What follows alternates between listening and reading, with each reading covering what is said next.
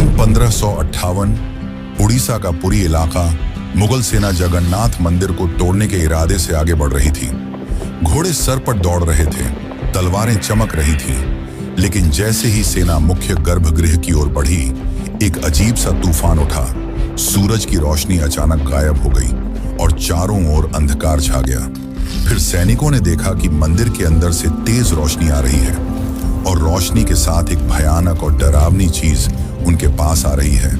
यह दृश्य इतना भयानक था कि कई सैनिक वहीं पर बेहोश हो गए और जो बच गए वो ऐसे भागे मानो उनके सामने मौत खड़ी हो। अब आप सोचिए कि क्या यह सिर्फ एक ऐतिहासिक घटना थी या फिर सच में भगवान जगन्नाथ ने अपने धाम की रक्षा की। पुरी का जगन्नाथ मंदिर एक ऐसा स्थान जो सिर्फ भक्ति का केंद्र नहीं बल्कि अनगिनत रहस्यों की चुप दुनिया है। क्या आपने कभी सोचा है कि क्यों इस मंदिर का ध्वज हमेशा हवा के विपरीत दिशा में उड़ता है और क्यों मंदिर के ऊपर लगे सुदर्शन चक्र हर दिशा से ऐसा लगता है मानो आपको ही देख रहा हो। यहाँ तक कि प्रसिद्ध किताब भविष्य मलिका में इस मंदिर को लेकर कलयुग की कई भविष्यवाणियां की गई हैं, जो कि सारी की सारी सच हुई हैं। इनमें सबसे प्रसिद्ध है कोविड-19 यानी कि कोरोना की घटना। इस किताब में लिखा गया था कि जब मंदिर का सबसे पुराना पेड़ गिर जाएगा तब एक भयानक महामारी आएगी, और यह पूरी तरह सच भी हुई। यह सिर्फ एक घटना नहीं, ऐसी और भी कई घटनाएं हैं जो सच हुई हैं और सारी आपको चौंका देंगी। इस मंदिर के अंदर ऐसे और भी कई अनसुने और खतरनाक रहस्य छुपे हुए हैं जो आपके होश उड़ा देंगे। और सबसे बड़ा रहस्य है ब्रह्म पदार्थ का, यानी कि श्री कृष्ण का दिल। माना जाता है कि इस मंदिर में श्री कृष्ण का दिल आज भी मौजूद है, जिसे हर 12 साल में पुरानी मूर्ति से निकालकर नई मूर्ति में डाला जाता है, और यह प्रक्रिया काफी महत्वपूर्ण है। इस दौरान अगर कोई श्री कृष्ण के दिल को देख ले तो वह तुरंत मर जाता है, जिसकी कई घटनाएं हमारे सामने आती हैं। पिछले 800 सालों से इस मंदिर का ध्वज हर रोज बदला जाता है और कहा जाता है कि अगर इसे एक भी दिन न बदला गया तो मंदिर को 18 सालों के लिए बंद करना होगा। और जब अंग्रेज आए तो उन्होंने इस प्रक्रिया को अंधविश्वास बताकर रोकने की कोशिश की, लेकिन फिर उनके साथ जो हुआ वो जानकर आप चौंक जाएंगे। इस मंदिर के मुख्य प्रवेश द्वार में 22 सीढ़ियां हैं जिन्हें पार करना होता है, लेकिन इनमें से तीसरी सीढ़ी पर पैर रखना सख्त मना है। पर आखिर ऐसा क्यों है और क्या होगा यदि आपने तीसरी सीढ़ी पर पैर रख दिया? फिर आती है मंदिर की रसोई, जहां 7 बर्तनों में एक साथ प्रसाद पकता है। पर नीचे की आंच से ऊपर वाला बर्तन पहले कैसे पक जाता है? क्या मंदिर की रसोई विज्ञान के नियमों को भी चुनौती देती है? ऐसे ही और भी न जाने कितने चौंकाने वाले रहस्य। ये सिर्फ एक मंदिर नहीं, ये एक ऐसा तीर्थ है जहां धर्म, विज्ञान, वास्तु और चमत्कार चारों एक साथ खड़े हैं, जहां श्रद्धा सिर्फ पूजा नहीं बल्कि रहस्यों से सामना करने की तैयारी है। तो क्या आप तैयार हैं एक ऐसे सफर के लिए जहां हर अध्याय आपको चौंकाएगा, हर रहस्य आपके विश्वास को चुनौती देगा और हर जवाब एक नए सवाल को जन्म देगा? चलिए चलते हैं जगन्नाथ मंदिर की उस रहस्यमयी यात्रा पर, जहां भगवान खुद हर सवाल का उत्तर है।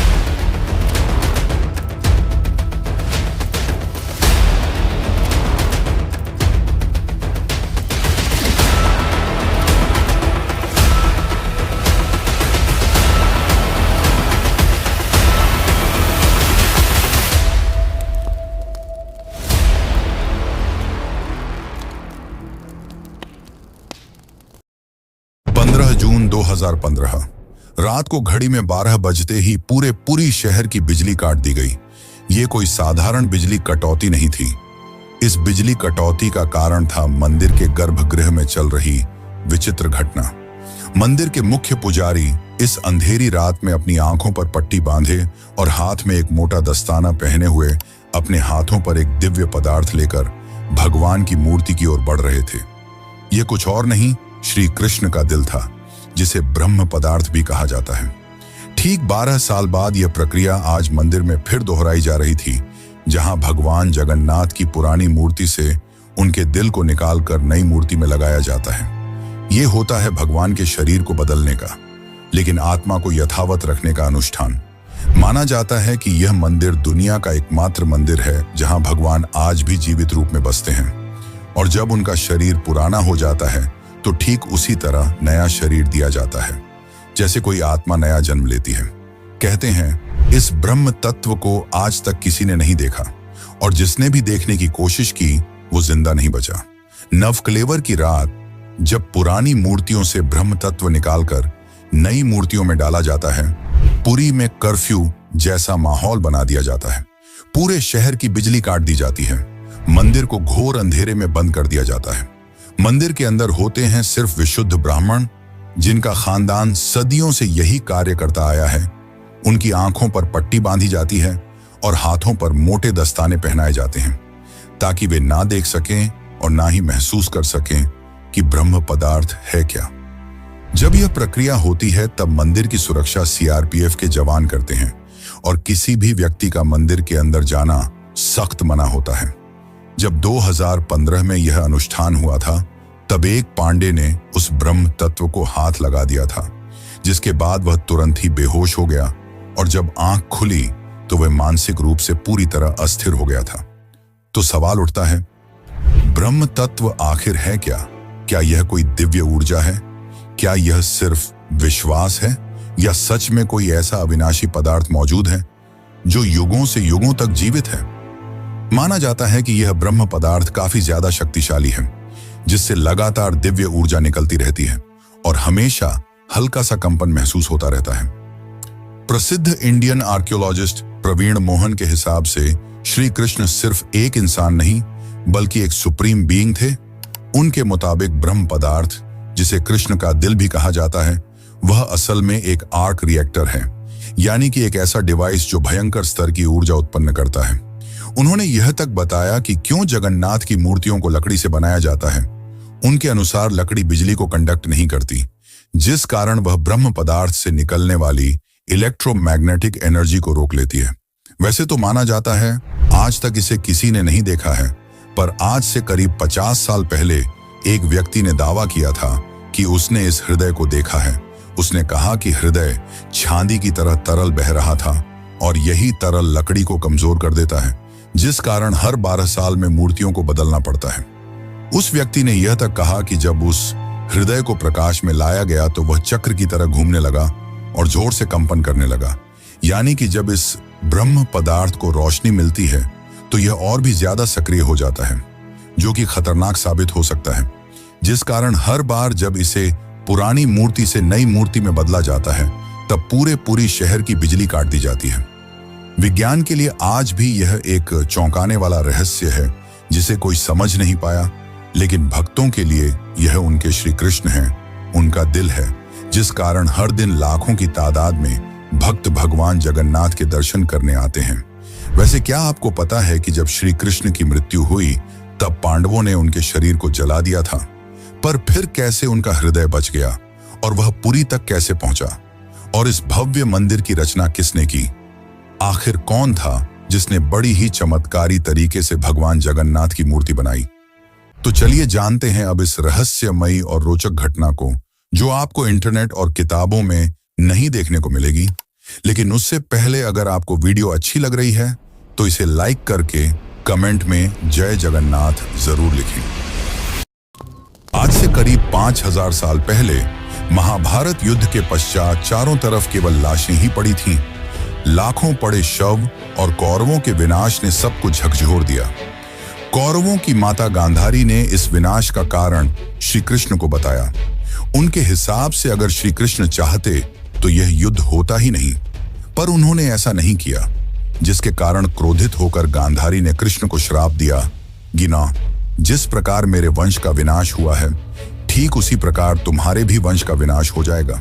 इस श्राप के 36 साल बाद जब एक दिन श्री कृष्ण जंगल में विश्राम कर रहे थे, तब एक शिकारी ने उन्हें हिरण समझकर उन पर तीर चला दी, और जैसे ही तीर श्री कृष्ण के पैरों पर जाके लगी, उन्होंने इस लोक को छोड़ दिया और मृत्यु को स्वीकार किया।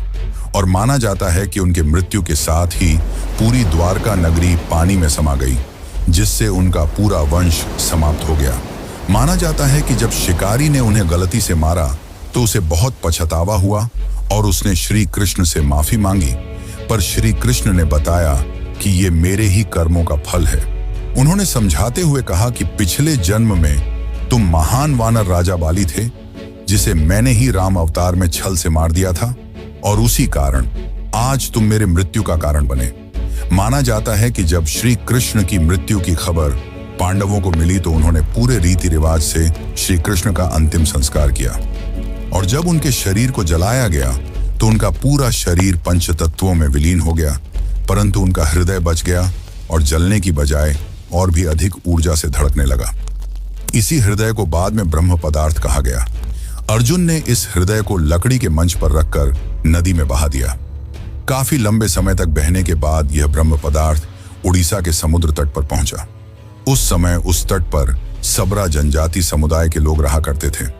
उस जनजाति के मुखिया विश्ववसु ने जब इस ब्रह्म पदार्थ को देखा तो वे इसकी ऊर्जा और दिव्य प्रकाश से प्रभावित हो गए। उन्होंने तुरंत ही पहचान लिया कि यह भगवान के ही रूप हैं, और उन्होंने इसे नील माधव के रूप में पूजना शुरू कर दिया। उसी समय मालवा के राज्य में राजा इंद्रद्युम्न राज्य किया करते थे। वे भगवान विष्णु के काफी बड़े भक्त थे। एक दिन उन्होंने नील माधव के दर्शन करने की इच्छा व्यक्त की और उन्हें ढूंढने लगे, और यही आगे चलकर जगन्नाथ के निर्माण की आधारशिला बनी। जैसा कि मैंने बताया, राजा इंद्रद्युम्न विष्णु के परम भक्त थे, और एक रात स्वयं भगवान विष्णु उनके सपने में आए और उन्हें कहा कि वे उनकी दिव्य मूर्ति नील माधव को ढूंढें और उनके लिए एक भव्य मंदिर का निर्माण करें। श्री हरि विष्णु ने उन्हें यह भी बताया कि यह ब्रह्म पदार्थ उन्हें नीलांचल पर्वत में मिलेगा, जिसके पश्चात राजा ने अपने ब्राह्मण पुजारी विद्यापति को आदेश दिया कि वह इस मूर्ति को ढूंढ निकाले। विद्यापति कई दिनों तक नीलांचल पर्वत के अलग हिस्सों में इसकी तलाश करते रहे, और तब जाकर अंत में उन्हें पता चला कि इस मूर्ति को आदिवासी मुखिया विश्ववसु ने एक गुफा में छुपा कर रखा है, और वे दिव्य रूप से उसकी पूजा करते हैं। जब विद्यापति ने इसके दर्शन करने की अनुमति मांगी, तब विश्ववसु ने यह कहकर मना कर दिया कि यह उनके जाति का निजी मामला है। जिसके बाद विद्यापति ने चालाकी दिखाई और विश्ववसु की पुत्री ललिता से विवाह कर लिया। अब विद्यापति ने ललिता की मदद से विश्ववसु को मनाया और वे उस गुफा की ओर चल पड़े। जैसे ही विद्यापति ने उस नील माधव की मूर्ति को देखा, वे उसकी ऊर्जा से काफी ज्यादा प्रभावित हुए और उन्होंने तुरंत ही यह बात राजा इंद्रद्युम्न को बताई। लेकिन जब राजा इंद्रद्युम्न वहां पहुंचे, तब तक विश्ववसु ने वह मूर्ति वहां से हटा दी थी, जिससे राजा काफी उदास हो गए और अपने महल लौट आए। इसके बाद फिर से रात में भगवान विष्णु उनके सपने में आए और कहा कि पुरी के तट पर एक बड़ा नीम का पेड़ बहकर आएगा, तुम उस पेड़ से मेरी नई मूर्ति बनाना। वह पेड़ काफी बड़ा था, जिसे उठाना आसान नहीं था। आखिर में जैसे तैसे वे पेड़ को महल तक ला पाए, लेकिन अब सवाल यह था कि इनसे भगवान की मूर्ति कौन बनाएगा। बहुत से कारीगरों ने इस पेड़ से मूर्ति बनाने की कोशिश की, लेकिन सब असफल रहे। उन्होंने कहा कि पेड़ इतना ज्यादा मजबूत है कि हमारे छैनी हथौड़ी का उस पर कोई असर नहीं हो रहा। यह सुनकर राजा काफी परेशान हो गए। तभी एक दिन भगवान विश्वकर्मा एक बूढ़े साधु के रूप में वहां पधारे और उन्होंने कहा कि वे ये मूर्ति 21 दिनों में बनाकर देंगे। राजा काफी प्रसन्न हुए, पर उस बूढ़े आदमी ने एक शर्त रखी। उसने कहा कि मैं एक कमरे में बंद रहकर 21 दिनों में यह मूर्ति बनाऊंगा, और तब तक कोई भी इस कमरे का न तो दरवाजा खोलेगा और न ही कोई अंदर आएगा। राजा ने उसकी यह शर्त स्वीकार की और फिर मूर्ति बनाने का कार्य शुरू हुआ। दरवाजा बंद किया गया और कक्ष से छैनी हथौड़ी की आवाजें आने लगीं। लेकिन 15 दिनों बाद अचानक से छैनी हथौड़ी की आवाज आना बंद हो गई।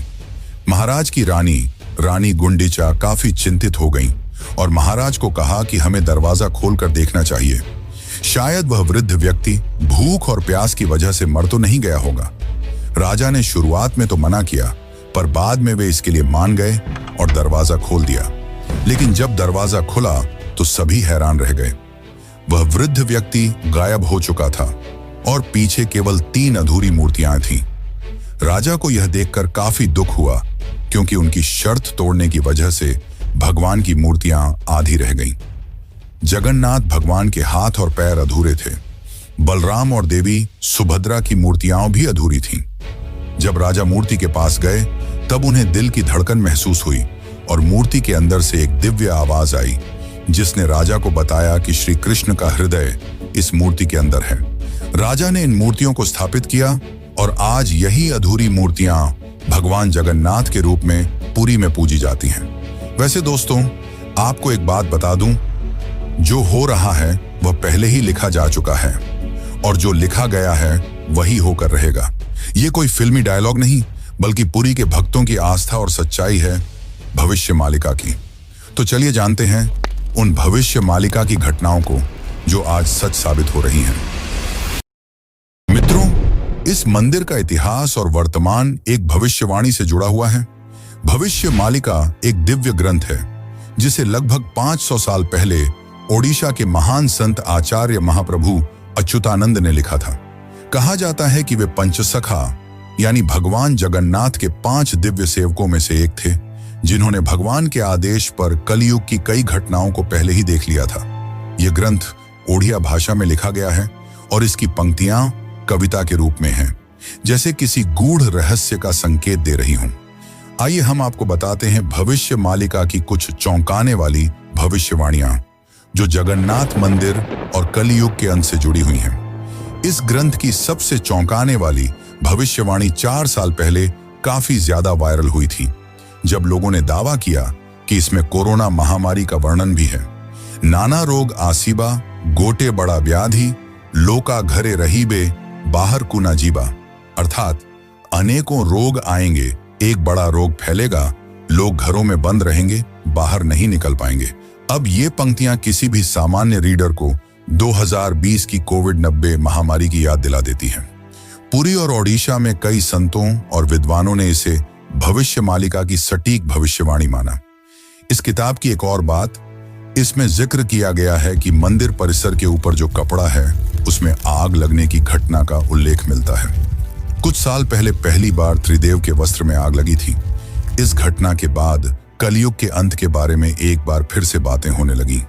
कहते हैं कि पापनाश एकादशी के दिन जगन्नाथपुरी मंदिर में एक अखंड महादीप जलाया गया था, लेकिन अचानक तेज हवा चली और झंडा उड़कर दीपक के ऊपर चला गया, जिससे मंदिर के झंडे में आग लग गई। यह घटना 19 मार्च 2020 को हुई थी। कहा जाता है कि दूसरे मंदिरों की तरह जगन्नाथ मंदिर के गुंबद पर कभी कोई पक्षी नहीं बैठता और ना ही इस पर कोई प्लेन या हेलीकॉप्टर उड़ता है, लेकिन जुलाई 2020 के बाद से मंदिर के गुंबद पर गिद्ध, चील और बाज को देखा गया था।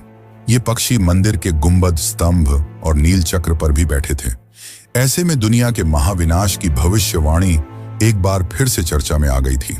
भविष्य मालिका के अनुसार जब कलयुग का अंत करीब होगा तो भगवान जगन्नाथ मंदिर का नील चक्र यानी सुदर्शन चक्र तूफान से टेढ़ा हो जाएगा। मई 2019 में समुद्री तूफान फानी के कारण यह विशालकाय चक्र टेढ़ा हो गया था। ऐसे ही और भी कई भविष्यवाणियां हैं जो सच हो चुकी हैं और कई प्रसिद्ध भविष्यवाणियां हैं जो आने वाले को लेकर की गई हैं। 3 रथ यात्राएं एक साथ रुकेंगी, नदियां उल्टी दिशा में बहेंगी, ब्रह्म तत्व मंदिर से गायब हो जाएगा और फिर में अंत में आएंगे भगवान के आखिरी अवतार कल की। अब दोस्तों, आप ही सोचिए कि क्या यह महज संयोग है या सच में आचार्य अच्युतानंद को भविष्यदर्शी शक्तियां प्राप्त थीं। अगर उन्होंने आज से सैकड़ों साल पहले ऐसी बातें लिख दी जो अब सच हो रही हैं, तो क्या हमें उनकी बाकी भविष्यवाणियों को भी गंभीरता से लेना चाहिए? भविष्य मालिका कोई साधारण ग्रंथ नहीं, बल्कि वो कायनात का रोड मैप है जिसे बस समझने की जरूरत है। वैसे आपकी जानकारी के लिए बता दूं कि सन 1558 में मुगल सेना ने मंदिर को तोड़ने की कोशिश की। फिर उनके साथ जो हुआ वो चौंकाने वाला था और इस घटना को पहले ही भविष्य मालिका में लिख दिया गया था। और साथ ही भविष्य मालिका में अंग्रेजों को लेकर भी यह कहा गया था कि गोरे आएंगे और मंदिर को बंद कराने की कोशिश करेंगे।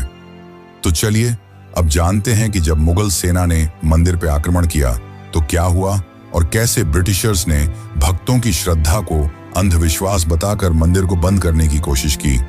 लेकिन उससे पहले चैनल को सब्सक्राइब जरूर कर लें। यह आपके लिए तो फ्री है, पर इससे हमारी काफी मदद हो जाती है। सन 1558 उड़ीसा के पुरी इलाके में घना अंधकार छाया हुआ था। पर वो अंधकार आसमान में नहीं, लोगों के मन में था, क्योंकि इस बार कोई साधारण लुटेरा नहीं, मुगल सेना खुद मंदिर को गिराने के इरादे से आ रही थी। कला पहाड़ नाम का अफगान जनरल, जो तब बंगाल का गवर्नर था, उसकी क्रूरता इतनी बदनाम थी कि उसका नाम सुनकर ही लोग कांप उठते थे। कहा जाता है कि वो सनातन धर्म और मंदिरों से विशेष नफरत रखता था। उस दिन उसकी फौज पूरी ताकत के साथ पुरी की ओर बढ़ी। घोड़े सर पर दौड़ रहे थे, तलवारें लहराई जा रही थीं और मंदिर की शांति में एक भयंकर आंधी की आहट आने लगी। जैसे ही सैनिक मुख्य गर्भगृह की ओर बढ़े, अचानक मौसम बदल गया। तेज हवाएं चलने लगीं, आकाश काला पड़ गया, सूरज की रोशनी एकदम गायब हो गई और मंदिर के चारों ओर एक रहस्यमयी घना अंधेरा छा गया। मंदिर के भीतर से एक चमकती हुई रोशनी निकली, जो किसी इंसान की नहीं थी। ये रोशनी जैसे ही बाहर आई, पूरा मैदान एकाएक शांत हो गया। सैनिकों में अफरा तफरी मच गई, कुछ बेहोश हो गए, कुछ उल्टा भागने लगे। बिना एक भी तलवार चले कला पहाड़ की पूरी फौज पीछे हट गई। आज भी पुरी की लोक कथाओं में यह कथा सुनाई जाती है कि जब भगवान की मर्यादा पर वार होता है तो वो खुद प्रकट होकर अपने धाम की रक्षा करते हैं। अब दूसरी घटना की बात करते हैं, जो है अंग्रेजों का विरोध और रथ यात्रा का संघर्ष। जब 1803 में अंग्रेजों ने पुरी पर कब्जा किया, तब उन्होंने कई प्राचीन मंदिरों की संपत्तियों और अधिकारों को छीन लिया। लेकिन पुरी का श्री जगन्नाथ मंदिर एक ऐसा स्थान बना जहां जनता ने कभी भी नियंत्रण नहीं छोड़ा। ब्रिटिश अधिकारियों को मंदिर की अलौकिक घटनाएं और भक्तों की श्रद्धा समझ नहीं आती थी, इसीलिए उन्होंने इन्हें सुपरस्टिशन कहकर मजाक बनाना शुरू कर दिया। सन 1805 में ब्रिटिश कलेक्टर मिस्टर हंटर ने पुरी मंदिर के रिचुअल्स को इरेशनल और बारबैरिक कहा। बात तब और बिगड़ी जब सन 166 में ब्रिटिश प्रशासन ने पुरी की रथ यात्रा को बंद करवाने की साजिश रची। उन्होंने यह तर्क दिया कि रथ यात्रा के दौरान भीड़ अनियंत्रित हो जाती है और यह प्रशासनिक खतरा है। पर यह फैसला पूरे उड़ीसा में जन आंदोलन का कारण बन गया। लाखों लोग सड़कों पर उतर आए, मठों, आचार्यों और गांवों ने खुलकर विरोध किया। रथ यात्रा का रथ निर्माण कार्य लोगों ने खुद शुरू कर दिया, यह कहते हुए कि अगर भगवान नहीं चलेंगे तो हम भी नहीं चलेंगे। इस जनता के दबाव और आक्रोश के चलते ब्रिटिश सरकार को पीछे हटना पड़ा और 1964 में फिर से रथ यात्रा की अनुमति दी गई। इसके बाद अंग्रेजों ने कभी पुरी मंदिर के अंदरूनी मामलों में दखल नहीं दिया। अब चलिए आपको बताते हैं जगन्नाथ की तीसरी सीढ़ी का रहस्य, जिसे यमलोक का द्वार भी कहा जाता है।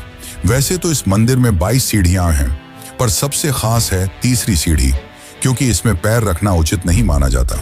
धार्मिक कथाओं के अनुसार इस तीसरी सीढ़ी को यमशिला कहा जाता है और कहा जाता है कि जो भी मनुष्य इस तीसरी सीढ़ी पर पैर रखता है उसके पुण्य शून्य हो जाते हैं और उसे यमलोक जाना पड़ता है। दरअसल एक बार यमराज जी भगवान जगन्नाथ के पास पहुंचे और उनसे कहा कि भगवान, भक्त जैसे ही आपके दर्शन करते हैं उनके सारे पाप मिट जाते हैं, और अगर ऐसा ही चलता रहा तो सभी व्यक्ति जगन्नाथपुरी के दर्शन करके पापों से मुक्त हो जाएंगे, जिससे यमलोक में कोई नहीं आएगा। तब भगवान जगन्नाथ ने कहा कि तुम इस मंदिर की तीसरी सीढ़ी पर अपना स्थान ग्रहण कर लो, और जो भी इस मंदिर की तीसरी सीढ़ी पर पैर रखेगा उसके पुण्य शून्य हो जाएंगे और उसे यमलोक जाना पड़ेगा। और तभी से इस सीढ़ी को यमशिला कहा जाता है, क्योंकि इसमें यम का वास है। अब अगर हम पुरी मंदिर के ऊपर लगे सुदर्शन चक्र की बात करें तो देखने वालों ने यह दावा किया है कि इस सुदर्शन चक्र को आप मंदिर के किसी भी कोने से देखोगे तो ऐसा लगेगा मानो आपको ही देख रहा हो। मतलब इससे जिस भी दिशा से देखो यह सामने की ओर ही दिखता है। इसे आम भाषा में आर्टिफिशियल इल्यूजन कहा जाता है, पर यह आज भी विज्ञान के परे है कि कैसे इतने भारी चक्र को मंदिर के ऊपर लगाया गया और कैसे उस समय के लोगों ने यह आर्टिफिशियल इल्यूजन बनाया जिससे चक्र हमेशा सामने की ओर दिखता है। इसे आज भी विज्ञान नहीं समझ पाया, पर भक्तों के अनुसार यह श्री कृष्ण का चक्र है जिसे उन्होंने इस दुनिया की रक्षा के लिए इस मंदिर में स्थापित किया है।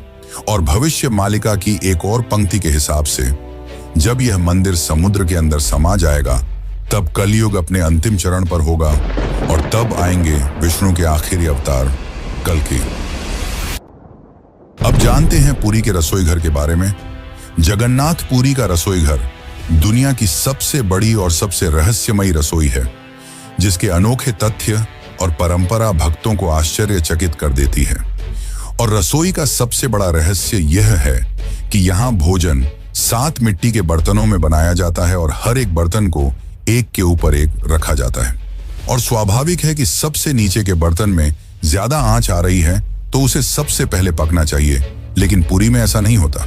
ये चौंकाने वाली बात है कि 7 बर्तनों में जो सबसे ऊपर होता है उसका खाना पहले पकता है, जो विज्ञान के सारे तथ्यों को गलत साबित करता है। यहाँ भोजन बनाने का कार्य केवल सेवायत ब्राह्मणों द्वारा किया जाता है और किसी भी बाहरी व्यक्ति को इसमें प्रवेश की अनुमति नहीं होती। इस पवित्र रसोई में किसी प्रकार के आधुनिक ईंधन या गैस का उपयोग नहीं किया जाता, बल्कि केवल लकड़ी के चूल्हे पर पारंपरिक विधि से प्रसाद बनाया जाता है। पुरी मंदिर में रोजाना लगभग 50,000 से 2 लाख लोगों तक को महाप्रसाद बांटा जाता है। लेकिन चमत्कार देखो, कभी भी खाना बर्बाद नहीं होता और कभी भी कम नहीं पड़ता। मान्यता है कि मां लक्ष्मी स्वयं प्रतिदिन रसोई में आती हैं और रसोई के सेवकों को अंतः प्रेरणा देती हैं कि आज कितनों के लिए प्रसाद तैयार करना है। ये सिर्फ परंपरा नहीं, सदियों से चलती लीला है, जिसे आज तक कोई इंसानी गणित नहीं समझ पाया। एक और चौंकाने वाली बात तो यह है कि इतने बड़े किचन में, जहां 500 से ज्यादा रसोइये और सेवक काम करते हैं, जहां हर दिन सैकड़ों क्विंटल अनाज, सब्जियां और मसाले इस्तेमाल होते हैं, वहां न कोई बदबू होती है, न ही कोई मक्खी। कहा जाता है कि यह अग्निदेव और माता लक्ष्मी की कृपा है, जो इस रसोई को हर प्रकार की अशुद्धि से दूर रखती है। 18वीं सदी में मराठा शासनकाल के दौरान एक बार एक अधिकारी ने रसोई के चमत्कार को अंधविश्वास बताते हुए जानबूझकर बर्तनों की संख्या बदलने का आदेश दिया। लेकिन इसके बावजूद उस दिन भी पुरी में महाप्रसाद एकदम सटीक बना, न एक दाना कम, न एक दाना ज्यादा। इसके बाद अधिकारी ने रसोई में दोबारा हस्तक्षेप न करने की कसम खा ली। वैसे तो दोस्तों, ऐसे और भी कई चौंकाने वाले रहस्य हैं, पर उन्हें एक ही वीडियो में बता पाना नामुमकिन है। इसलिए चलिए चलते हैं आखिरी अध्याय की ओर। लेकिन उससे पहले, अगर आपको यह डॉक्यूमेंट्री अच्छी लग रही है तो कमेंट में जय जगन्नाथ जरूर लिखें। कभी कभी जीवन में कुछ चीजें ऐसी होती हैं जिन्हें न तर्क से समझा जा सकता है और न ही विज्ञान से परखा जा सकता है। पुरी के श्री जगन्नाथ मंदिर का हर पत्थर, हर कोना हमें एक ऐसी दुनिया में ले जाता है जहां भक्ति और बुद्धि, विज्ञान और विश्वास, संघर्ष और समाधान सब एक साथ चलते हैं। जगन्नाथ केवल भगवान नहीं, एक चेतना है जो हमें यह सिखाते हैं कि जब विज्ञान चुप हो जाए तो श्रद्धा बोलती है। तो अब सवाल यह है, क्या ये सब केवल संयोग है या कहीं ना कहीं कोई ऐसी शक्ति है जो इन सबको संचालित कर रही है? आप क्या मानते हैं? क्या आपने कभी इन रहस्यों को खुद महसूस किया है?